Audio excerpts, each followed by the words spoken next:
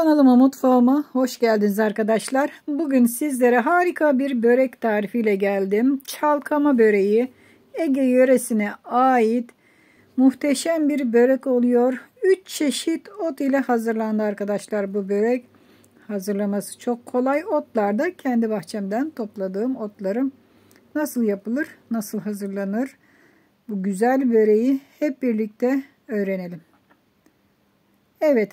Bugün yöresel bir börek yapacağız arkadaşlar. Çok kolay. Herkes yapabilir.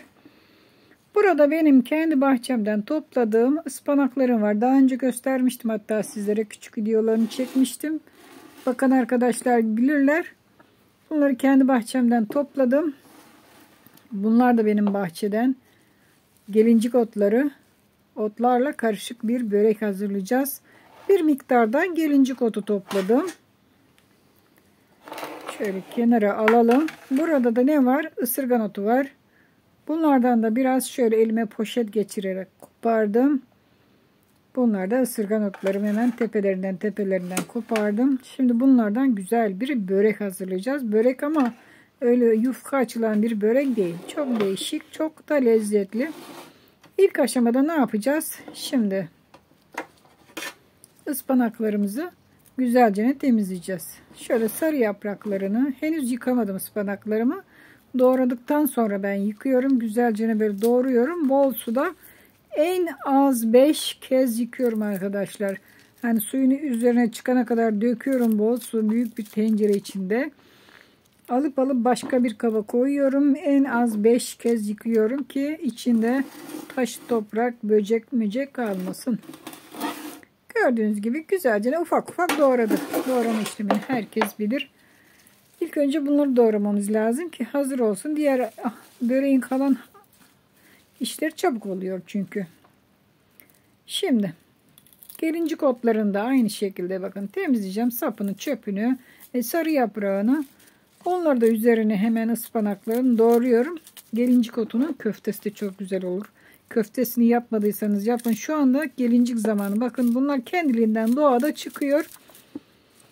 Bunlardan köfte çok lezzetli oluyor. Hatta tarifini de kanalımda verdim. Bulabilirsiniz. İsteyen bakabilir. Gelincikleri, ıspanakları doğradım.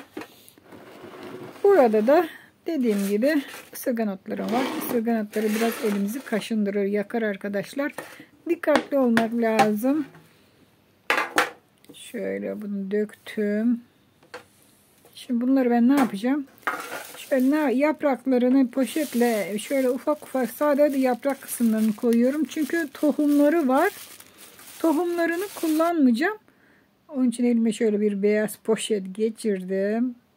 Bakın yakmaması için hemen yapraklarını bunların da alacağım.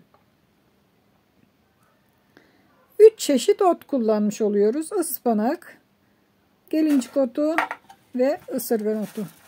Biliyorsunuz ısırgan otu da çok faydalı. Hatta çayını bile yapıp içilir. Bunları hepsini bir yere karıştırıp güzel bir börek yapıyoruz. Çalkama böreği. İsmi de çok değişik. Gördüğünüz gibi şimdi 5 su yıkadım. Hatta en sonuncuda kevgire koydum ki hani fazla suyu süzülsün. Size göstermek için şöyle üstünde kevgirin içinde. Bu tamamen süzülsün. Bayağı bir bekledim zaten süzülmesi için. Şimdi yeşil soğan doğrayacağım. Burada da 4 adet yeşil soğan, 4-5 adet soğanım var işte.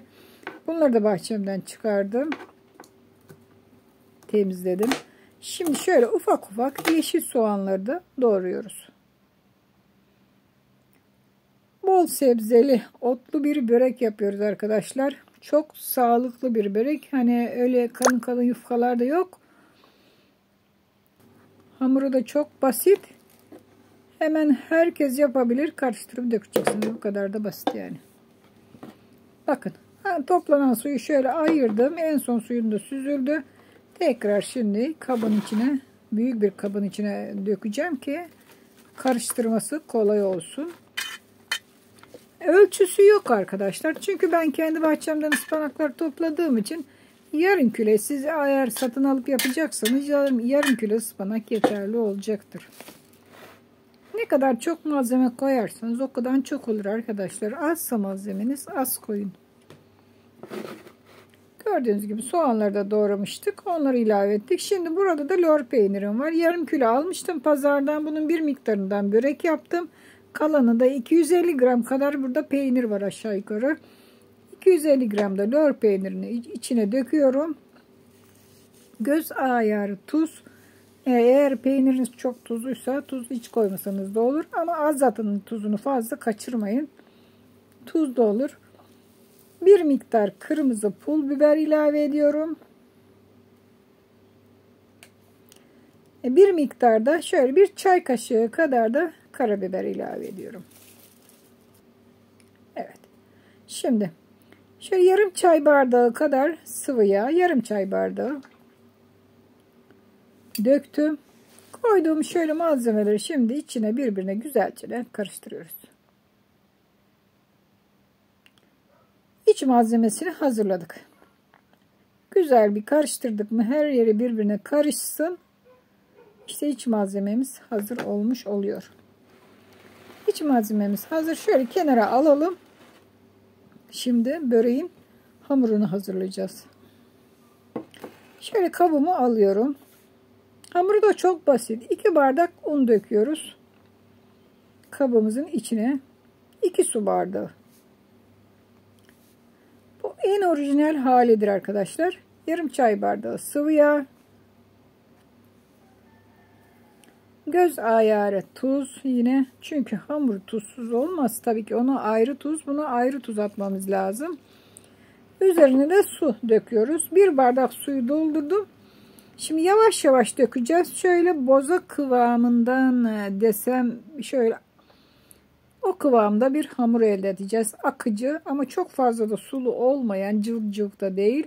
Ama yine de akıcı bir kıvam elde edeceğiz. Ben toplamda 1,5 su bardağı su kullandım. Ama yavaş yavaş veriyorum suyunu. Çünkü ayarını bile bile arkadaşlar. Birden dökmeyin. Koyu hamur olmayacak. Bu böyle akıcı. Şimdi size hamurun kıvamını da göstereceğim. Toplamda 1,5 su bardağı suyu verdim. 2 bardak un için. Evet. Çırpıcı ile bakın güzelce topaklanma olmaması için güzelce çırpıyoruz. Hiç oklava kullanmadan kolaycacık bir börek yapacağız. Ben çok beğendim. Çok güzel oluyor. Siz de beğenirsiniz arkadaşlar. İşte bu kadar. Kıvamını da sizlere şöyle göstereyim. Bakın çok sulu değil. Gördüğünüz gibi akıcı. Şöyle kaşığı kaldırdığın zaman kopma yapmıyor. Kıvamı iyi. Şöyle şimdi bir cam fırın kabımız var. İçine bir miktar sıvı yağ döktüm. Şöyle dip kısmını yağlıyorum fırça yardımıyla.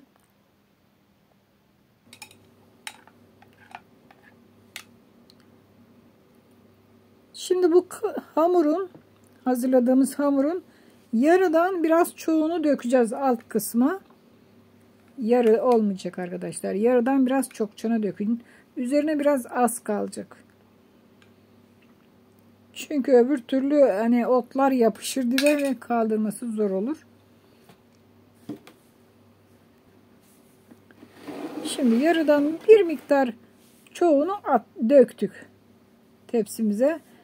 Hazırladığımız otları da iç malzemesinde şöyle üzerine döküyoruz.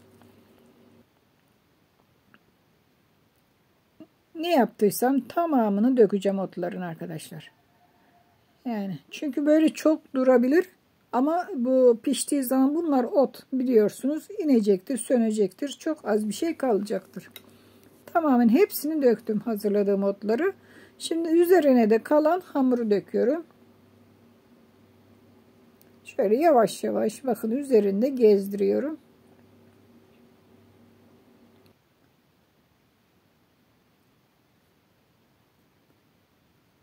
Bakın. Yani otlar gözükecek üzerinde. Tamamen kapatmayacak. Çok kalın hamur yapmayın. Bu şekilde olacak. Şimdi fırına kızarmak üzere veriyoruz. Gördüğünüz gibi böreğimiz fırından çıktı. Mis gibi kokuyor. yumuşacık şöyle harika bir börek hazırladık. Hazırlaması da çok kolay, çok basit. Şimdi istediğiniz kadar büyüklükte şöyle dilimleyelim. Hani derler ya, hem yemek hem ekmek yerine geçecek harika bir börek. Üstelik de çok sağlıklı. İçinde ısırgan otu, ıspanak ve gelincik otu var. Evet, şöyle bir tanesini çıkardık. Tabağımıza koyalım. Harika görünüyor. Umarım beğenmişsinizdir. Siz de yapar bu böreği hazırlarsınız. Çok kolay, çok basit. Sizlere Ege yöresine ait olan çalkama böreği tarifini verdim arkadaşlar. İsteyen, arzu eden yapabilir. Şimdi servisini de yapalım. Şöyle çatalıyla alıyoruz. Mis mis. Süper olmuş var ya. Hoşça kalın. Afiyetle kalın. Daha birçok yeni güzel özel tariflerde görüşmek üzere. Kendinize iyi bakın.